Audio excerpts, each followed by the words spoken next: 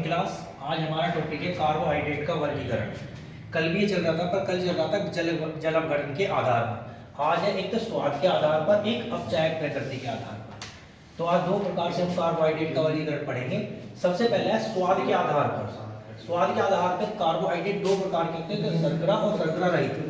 मतलब जो स्वाद में मीठे हैं उन्हें तो कहते हैं हम शर्करा, और जो स्वाद में मीठे नहीं होते उन्हें बोलते हैं शर्करा रहित।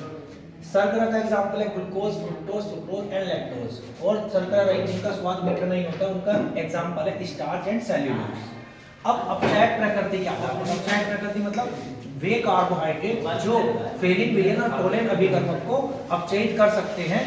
क्या कहलाता है? उस आधार पे हम इसे दो भागों में बांटते हैं, तो अपचायक शर्करा, एक अनअपचायक शर्करा।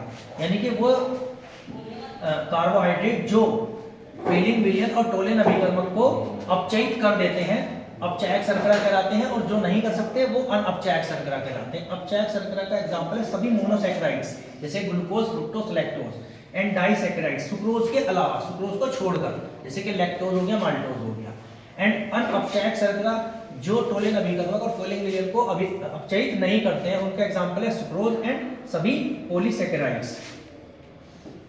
इसके बाद आपका टॉपिक शुरू होता है ग्लूकोज। ठीक है, ग्लूकोज का फॉर्मूला होता है C6H12O6। ठीक है, इसकी सबसे पहले हम पढ़ते हैं फिशर संरचना, ग्लूकोज की फिशर संरचना। इसकी ये संरचना है, जब पांचवें कार्बन पर OH ग्रुप राइट साइड में आएगा तो इसे बोलते हैं डी ग्लूकोज। क्या बोलते हैं? D glucose. अगर यही OH ग्रुप जो है अगर पांचवें कार्बन से लेफ्ट साइड में आता है तो इसे बोलते हैं एल ग्लूकोज। तो ये इसकी संरचना होती है ग्लूकोज की। ठीक है, तो अगर राइट साइड में है OH ग्रुप तो उसे बोलेंगे हम डी ग्लूकोज, और अगर लेफ्ट साइड में है तो उसे बोलेंगे हम L glucose. Thank you class, thank you.